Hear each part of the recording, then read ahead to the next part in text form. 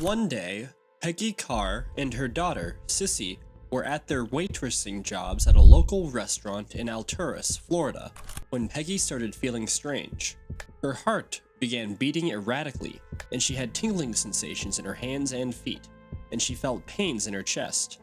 She decided to go home and try to sleep it off, but her situation would get so bad that she would have to be rushed to the hospital. But even the doctors could not unravel what was wrong with Peggy. Her case would then spiral downward in a devastating sequence of events that would lead to some shocking discoveries. As a single, mid-30s mother of 3 teenage children, Peggy struggled to make ends meet. In January of 1987, she met a man and fell in love with him. His name was Perry Allen Carr, whom everyone fondly called Pie. Within a few months of getting married, Peggy and Pie started to have marital issues. Peggy heard rumors that Pie was back with his ex-wife. Even though Pie denied it, the rumors fueled their already burning marriage. One day in late October of 1988, Pie suddenly announced that he was going on a hunting trip. When he left, Peggy and her daughter Cissy went to the local diner where they worked to resume their morning shifts. As Peggy was attending to a customer, her heart started racing. She snuck off to the staff bathroom, thinking she just needed a moment to calm down. Instead of her heartbeat normalizing, it only got worse. She also started feeling tingling in her arms and legs. She realized that she might be having a heart attack, so she decided to go home and rest in the hopes that she would feel better after some sleep. She explained how she was feeling to her daughter and took permission from her manager to take the rest of the day off. When Peggy got home, she went straight to her room and tried to sleep. Before long, her son, Dwayne, returned from school to meet her lying in bed. It was such a surprising sight for Dwayne, who could not recall ever seeing his mother taking a nap, that he immediately knew something was wrong. When he asked what was going on and she turned to face him, his fears were confirmed. Peggy looked deathly pale and sick.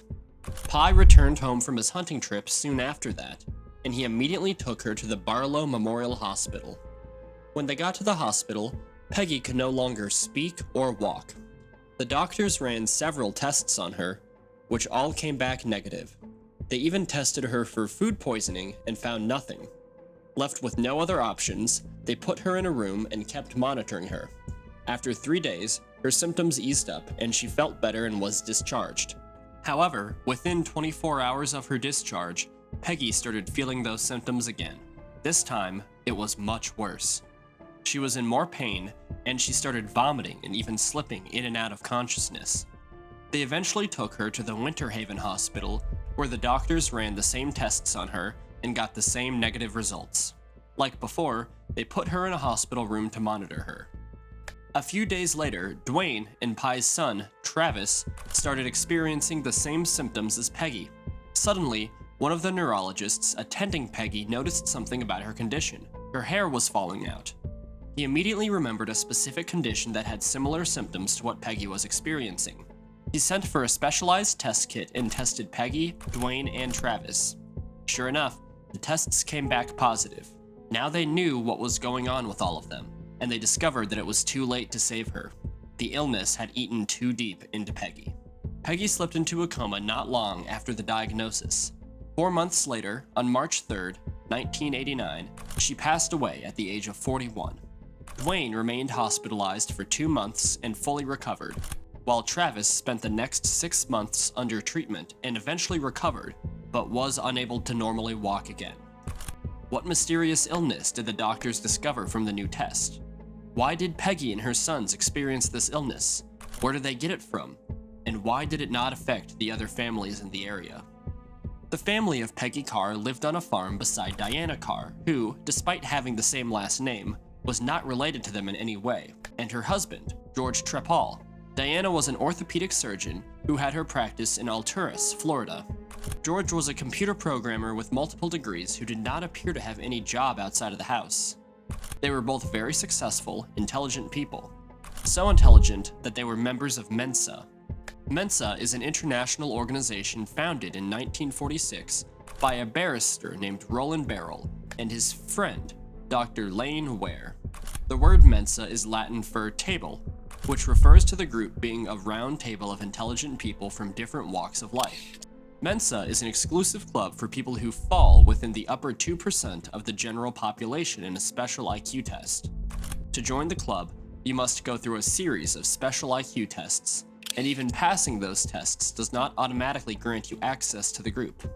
They hold regular meetings, discussion panels, debates, seminars, and other hangouts to share ideas and to stimulate their brains.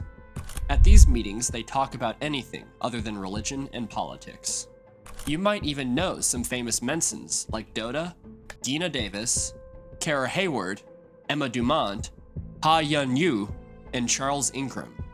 The Florida chapter of Mensa, which Diana and George were under, used to hold monthly intellectually stimulating and fun meetings. They called these meetings murder mystery weekends. In April 1989, a few weeks after Peggy's death, the Mensa Florida chapter accepted a new member. Her name was Sherry Gwen. Sherry was a middle-aged woman who had escaped an abusive marriage in Texas and fled to Florida. She cozied up to the group but was especially warm with George and Diana. The same month Sherry got accepted into Mensa, it was George and Diana's turn to create the fake murder scenario. George came up with most of the scenario, and he was very proud of how difficult he had made it. When he disclosed the details of the murder to the group, Sherry became very fascinated with the murder weapon he used. In December of 1889, Diana moved her medical practice from Alturas to Sebring, so she and George decided to move there too. Immediately after Sherry found out, she asked if she could lease the house while they were away, and they agreed. Before George and Diana had even left the house, Sherry had showed up on their doorstep with a suitcase. As soon as they handed Sherry the house keys and zoomed off, nearly the entire Alturas Police Department swarmed the house. The information they found revealed what really happened to Peggy and her family. A few days before Peggy started feeling sick, the family discovered a pack of Coca-Cola bottles inside their kitchen. Nobody could remember putting it there, but they assumed somebody had brought it and forgotten. Besides, Alturas was such a small and safe town that nobody really ever locked their doors. Anyone could have entered the house and left the Cokes. The whole family drank the Coca-Colas, but Peggy, who especially loved sodas, drank the most. Investigation would later reveal that the drinks contained a heavy metal called thallium. Thallium is colorless, odorless, and tasteless, and it would go unnoticed unless somebody deliberately looked for it. It was also very poisonous, and even a little as 1 gram could be lethal. Thallium was once used in insecticides and rodent poison before it was banned by the US Environmental Protection Agency. Thallium poisoning works very fast and is extremely painful. Its symptoms include severe stomach cramps, vomiting, diarrhea, pain in the extremities, weakness, and confusion. If discovered early, it can be treated orally by taking Prussian blue. The lab tests showed that Dwayne and Travis had 20,000 times the normal amount found in humans. They were lucky to have been diagnosed early. Peggy, on the other hand, had 50,000 times that amount. She was dead before she even started feeling the symptoms. Unsurprisingly, the rest of the family also tested positive for thallium poisoning, even though their cases were not as bad as Peggy and the boys. One thing was clear now: the Carrs had been poisoned. But who poisoned them? The police launched a homicide investigation after Peggy's death. They tested everything in and around the home, including the well water and the orchards surrounding the house. Eventually, they found traces of thallium in the empty Coca-Cola bottles in the trash and the unopened Coke bottles. They also found something interesting. The bottles had microscopic tool marks showing that the lids had been carefully removed and replaced. Their prime suspect was initially Pi. His job at the mine would give him access to a rare metal like thallium. He and Peggy basically hated each other, and he had an impromptu hunting trip the day Peggy started feeling sick, which could have been him trying to create an alibi for himself. But would he also poison himself and his child? The police did not think so. Also, the police discovered thallium was incredibly rare and expensive. Pi just didn't have access to it. Pi was eliminated as a suspect, but not before he revealed something that would help the police solve the case. 3 months before Peggy's illness, the Carrs received a death threat in their mail. It read, "You and all your so-called family have 2 weeks to move out of Florida forever, or else you will all die. This is not a joke." But they thought that it was just some teenagers playing a prank, so they didn't take it seriously. They would be so wrong. Somebody wanted them dead or gone, and that person wrote the note. So who was this person? You see, Sherry Gwen was not really who she claimed to be. Her real name was Susan Gorick, and she was an undercover police officer assigned to investigate George and Diana when they discovered that the death threats had come from them. Gorick found out that George and Diana hated the Carrs. They thought that they were noisy, obnoxious, and annoying. Diana had gotten into several altercations with Pye, Peggy, and their kids on different occasions. Their loud music, their barking dog, and their nuisance creations. By contrast, George did not appear to have any problem with them.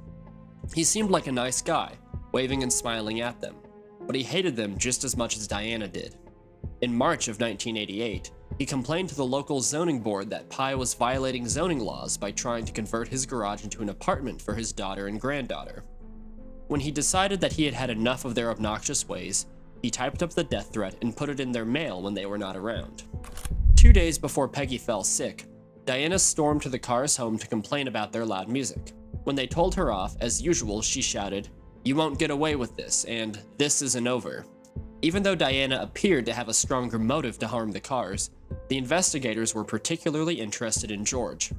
He fit the FBI profile of a poisoner: white, extremely intelligent male with a passive personality who avoided direct conflicts. The Carrs described him as a nerd and a recluse. When George and Diana gave Sherry their home keys, they had not yet packed most of their things. The police found a treasure trove of chemicals in George's garage. None of them was thallium. They later found some empty bottles, one of which had a white powder that they identified as thallium. When the police initially questioned George, he stuttered and avoided eye contact. In response to who he thought would want to harm the Carrs, he said, "Someone must have wanted them to move out of the neighborhood." It was an echo of what the death threats said, and he was the only one that expressed that sentiment out of all the people that were interviewed. In January of 1991, George was charged with 15 criminal counts, including first-degree murder, attempted murder, poisoning food or water, and product tampering. George's trial lasted for 4 weeks. Ultimately, the jury returned guilty verdicts against him on all counts, and he got the death sentence. But why did the police never charge Diana with anything? George has filed several appeals, especially on the FBI's investigation procedure, but he is still on death row in the Union Correctional Institute in Ryford, Florida. Diana was never accused of anything. She eventually divorced George in 1996 and remarried. Although many criminals, especially serial killers, are often believed to have high IQs, Jeffrey Dahmer, for example, there have been no other recorded cases of Mensa members committing heinous crimes like George Trapal. After all, at the end of the day, Mensans are just regular people like the rest of society.